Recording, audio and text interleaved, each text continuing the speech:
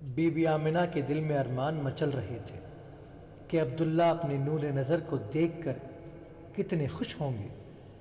ان کا صبیح چہرہ میرے چاند کی پیشانی چوم کر گلنار ہو جائے گا۔ وہ پوچھیں گے نام کیا رکھا ہے میرے لاڈلے کا؟ میں شرما کر کہوں گی احمد اور محمد صلی اللہ علیہ وسلم، اور وہ اور زیادہ خوش ہو جائیں گے، کیونکہ ان ناموں میں عجیب نغمگی اور قیامت کی مٹھاس ہے۔ پھر میں شکایت کروں گی کہ آپ نے سفر میں آتے آتے اتنی دیر کر دی۔ قافلے تو مکہ سے شام جا جا کر کبھی کے لوٹ آئے۔ وہ کہیں گے ام محمد، میں یثرب میں بیمار ہو گیا تھا، تمہارے ہی عزیزوں اور رشتہ داروں بنو نجار کے یہاں ٹھہرا تھا، اچھا ہوتے ہی مکہ دوڑا چلا آیا۔ اور میں جواب دوں گی اس کی تو مجھے حسرت رہ گئی کہ میں آپ کی بیماری میں آپ کی خدمت کر سکتی۔ یا ابا محمد، دل کہتا تھا کہ میرے پر لگ جائیں اور میں کیسے ہی یثرب پہنچ جاؤں۔ بنو ہاشم کے گھرانے کی عورتیں تمہیں معلوم ہے کہ تنہا سفر نہیں کیا کرتی۔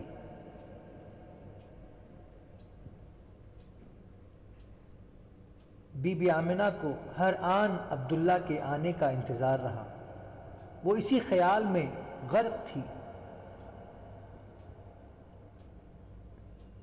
یثرب سے قافلہ آ گیا۔ عبد المطلب قافلے والوں سے مل کر آ رہے ہیں۔ ایک لڑکی نے باہر سے آ کر کہا، کیا کہا؟ قافلہ آ گیا اور وہ نہیں آئے؟ آمنہ کی زبان رک سی گئی۔ اتنے میں عبد المطلب آئے، چہرہ گرد آلود، بال پریشان، پیشانی پسینے میں ڈوبی ہوئی، امامہ کی پینچیں گردن میں پڑی ہوئی۔ اس حیت کو دیکھ کر ہی آمنہ کا کلیجہ دھک سا گیا۔ عبد المطلب آتے ہی بولے، آمنہ تو بیوہ ہو گئی، محمد صلی اللہ علیہ وسلم یتیم ہو گیا، عبداللہ کا انتقال ہو گیا، 2-2.5 مہینے ہوئے۔ کاش مرنے والا اپنے حسین بچے کو ایک نگاہ دیکھ لیتا، مگر قسمت کو یہ منظور نہ تھا اور عبداللہ گزر گیا۔ آمنہ کی آنکھوں میں آنسو آ گئے۔ عبد المطلب کے وہاں رہنے تک آنسو رکے رہے۔ غیرت نے جذبات کو تھامے رکھا تھا۔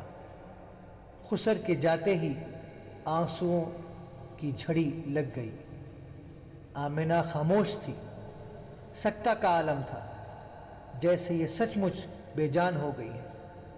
چہرہ سونا ہوا، لبوں پر آہوں کی دھیمی دھیمی آنچ، اشک بار آنکھیں، اجڑا ہوا سہاگ، مامتا بن کر عبداللہ کے یتیم محمد صلی اللہ علیہ وسلم کو ٹکر ٹکر دیکھ رہا تھا۔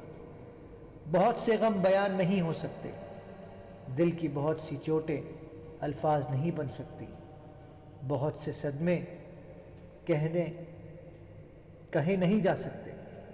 غم کی اصل نزاکت تو لفظوں میں آ کر اور مجروح ہو جاتی ہے۔